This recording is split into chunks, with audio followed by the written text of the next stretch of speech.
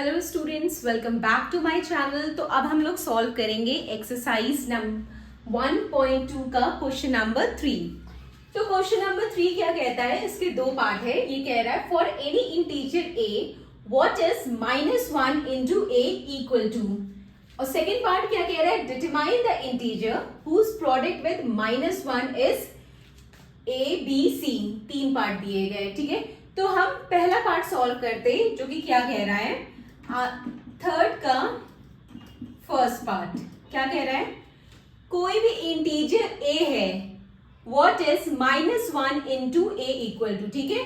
मतलब -1 into a क्या होगा, मतलब ये किसके इक्वल होगा, जहां पे a हमारा क्या है, एक इंटीजर है, ठीक है।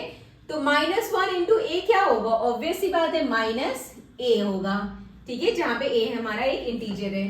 तो ये तो बहुत ही सिंपल क्वेश्चन था। अब नेक्स्ट हम आते हैं B part, sorry second part, third का जो सेकेंड पार्ट है वो क्या कह रहा है, determine the integer whose product with -1 is -22, ठीक है। हमें वो इंटीजर बताना है जिसको हम अगर -1 के साथ मल्टीप्लाई करेंगे तो हमें आंसर में -22 मिलेगा। कहने का मतलब है, जैसे कि ए पार्ट में क्या कह रहे कि वो कौन सा इंटीजर होगा जिसको जब हम -1 से मल्टीप्लाई करेंगे तो हमें आंसर में -22 आएगा, ठीक है। वो कौन सा इंटीजर हम यहाँ पे ले जिसको हम -1 से मल्टीप्लाई करेंगे तो आंसर में -22 आएगा। तो ऑब्वियस ही बात है, हम अगर यहाँ पे 22 इंटू 1 करेंगे तो 22 आएगा, और साइन हमें माइनस का चाहिए। तो देखिए यहाँ पे प्लस है और यहाँ पे माइनस है, तो प्लस माइनस माइनस होता है, तो -22 आ रहा है।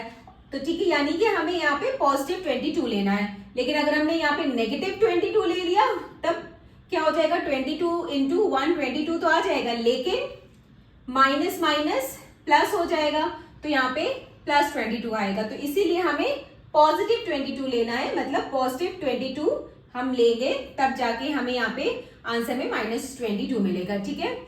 बी पार्ट क्या कह रहा है, वो कौन सा इंटीजर है जिसको अगर हम -1 से मल्टीप्लाई करेंगे तो हमें आंसर में 37 मिलेगा। वो कौन सा इंटीजर है जिसे हम -1 से मल्टीप्लाई करेंगे तो हमें आंसर में 37 मिलेगा।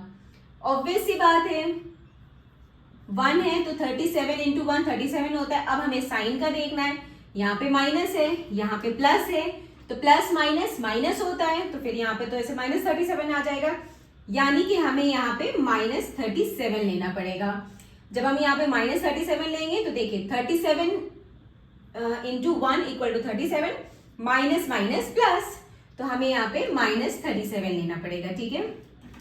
सी पार्ट क्या कह रहा है, वो कौन सा ऐसा इंटीजर है जिसको हम